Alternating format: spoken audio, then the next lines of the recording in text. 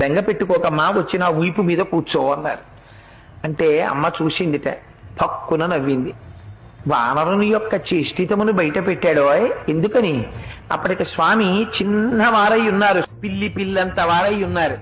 అమ్మ వచ్చిన వీపు మీద కూర్చో అమ్మా, 100 యోజనముల సముద్రాన్ని దాటించి ఆవలి ఒడ్డుకు తీసుకెళ్లి ప్రస్రవణ పర్వత శిఖరముల మీద కూర్చున్న రామచంద్రమూర్తి యొక్క పాదార విందముల యందు సమర్పించి కృతకృత్యుడనవుతానమ్మా అన్నారు. అంటే అమ్మ నవ్వి ఓ మాట అంది. ఎంత మాట అన్నావోయ్ హనుమా, నువ్వే ఇంత స్వరూపమా, నీకో ఇంత వీప, ఆ వీపు మీద నేను కూర్చోనా, నువ్వు నన్ను తీసుకెడతావా, నీ వానర బుద్ధి బయట పెట్టావోయ్ అంది. అంటే పాపం అంతకు ముందు ఎవరి చేత అధిక్షేపింపబడి ఎరగడు మహానుభావుడు. అంత మాట నేసింది అమ్మ నన్ను, ఇదే నా స్వరూపం అనుకుంటోంది, నా స్వరూపం ఏమిటో అమ్మకి చూపించాలనుకున్నాడు. మెరుమందర సంకాశౌ భవౌదీప్తానల ప్రభ అగ్రతవ్యవతస్తే చ సీతాయా వనరోత్తమ.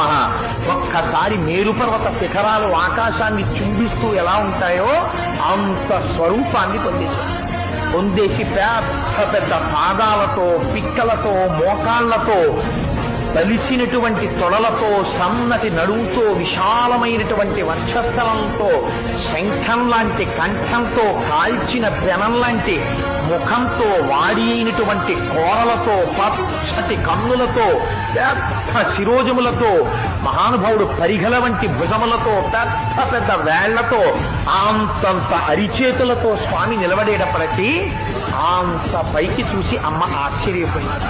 నాయనా, నాకు తెలుసయ్యా నువ్వెవరో. 100 యోజనముల సముద్రాన్ని నీ దర్శన సామర్థ్యమును ప్రకటించి దాటి వచ్చిన రోజునే గుర్తించాను నువ్వెవరో. ఇలా రాగలిగినటువంటి శక్తి ఒక్క గరుత్మంతుడికి ఉంది, నీ తండ్రి వాయుదేవుడికుంది. నాయనా, నాకు తెలిసి నీకుందిరా. నువ్వింత సమర్థుడవు కాకపోతే రామచంద్రమూర్తి నిన్ను నా దగ్గరకు పంపరు.